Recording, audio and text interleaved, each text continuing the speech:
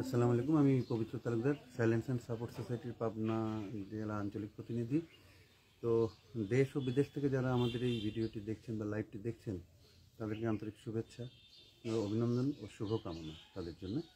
তো আমি আজকে এসেছি হচ্ছে যে চাটমোহর উপজেলার পাঁচশোডাঙ্গা ইউনিয়নের আরিঙ্গাইল গ্রামে। এখানে এসেছি একজন শতবর্ষী এক বৃদ্ধাকে হুইল চেয়ার দিতে।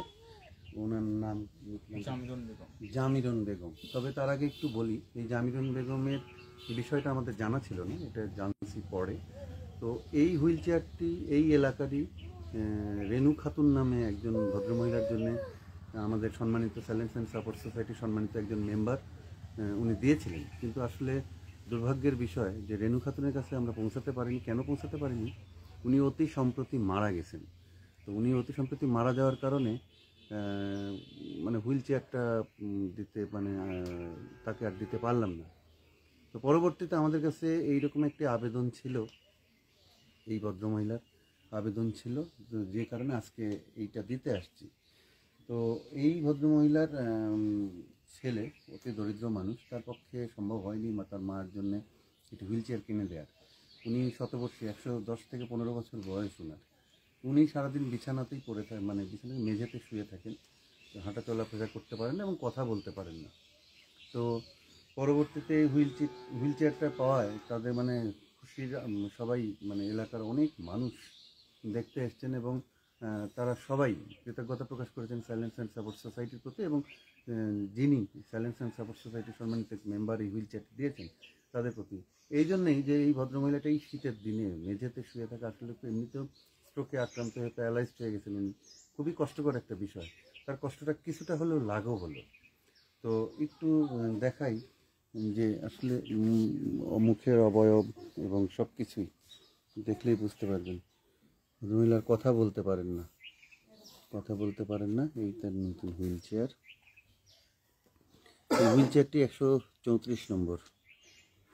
পাশেই দাঁড়িয়ে আছেন ওনার নাতি। আচ্ছা, কী নাম আপনার? আমার নাম মোহাম্মদ আল মামুন ইসলাম। আচ্ছা, আপনার এই যে কথাগুলো বললাম, এগুলো সঠিক আছে তো না? জি, সঠিক। আপনার দাদির এই হুইল চেয়ারটা পাওয়ায় কি সুবিধা হলো? জি, অনেক সুবিধা হয়েছে। আচ্ছা, সাইলেন্স অ্যান্ড সাপোর্ট সোসাইটি নামে একটি সংস্থার সংগঠনের একজন সম্মানিত মেম্বার আপনার দাদির জন্য এই হুইল চেয়ারটি দিয়েছেন। দোয়া করবেন তাদের জন্য এবং তার পরিবারের জন্য। আসলে এই মানবিক মানুষগুলো আছে জন্যই আমরা কাজ করি, কিন্তু জি আলহামদুলিল্লাহ দোয়া করব। আর আমার দাদি হয়তোবা এখন 2-2.5 মাস যাবৎ কথা বলতে পারে না বা চলাফেরা একটু সমস্যা, কিন্তু তার আগে উনি নামাজ কালাম বা নিজের যেসব কাজ সেগুলো সে নিজেই করতো। আচ্ছা, কোরআন শরীফও পড়তেন? জি, কোরআন শরীফ রেগুলার পড়তেন। আচ্ছা, তো যাই হোক, দোয়া করবেন আসলে যিনি আমাদের ফ্যামিলির পক্ষ থেকে সবার জন্য দোয়া রইল। আর চেষ্টা করব এমন দরিদ্র মানুষকে আমরাও সহযোগিতা করার। সেটাই, এবং তাকে একটু মাঝে মধ্যে নিয়ে বাইরে ঘুরাবেন। যে একটা সময় তো উনি বাইরে থাকতেন, ঘুরতেন, আলো বাতাস পেতেন বা মানুষের দেখা হতো। হয়তো তার সেই তার তো কথা না বলতে পারলেও স্মৃতিশক্তি তো আছে। সেই স্মৃতিশক্তিটা অন্তত সেই স্মৃতিতে ফিরিয়ে নিয়ে যাবে। তো দেখলেন আপনারা এই শতবর্ষী এই নারীর কষ্ট, প্লাস পাশাপাশি হুইল চেয়ারটা প্রদান।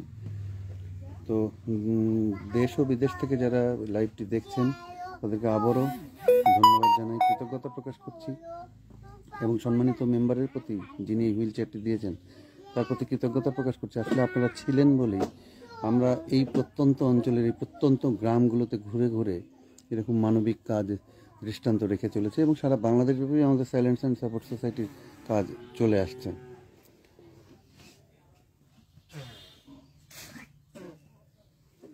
দাদি, আসলে কষ্টের বিষয় যে উনি প্যারালাইজড হওয়ার পর বাকশক্তিও হারিয়ে ফেলেছেন। উনি নামাজ পড়তেন প্রতিদিন পবিত্র কোরআন শরীফ পাঠ করতেন এবং একজন ধার্মিক নারী ছিলেন। তো যাই হোক, রেনু খাতুনের জন্য আমরা হুইল চেয়ারটি দিতে পারলাম না, কিন্তু এই শতবর্ষী এই নারীকে হুইল চেয়ারটি দিতে পেরে খুব ভালো লাগছে, খুবই ভালো লাগছে। ধন্যবাদ সকলকে, ভালো থাকবেন সবাই।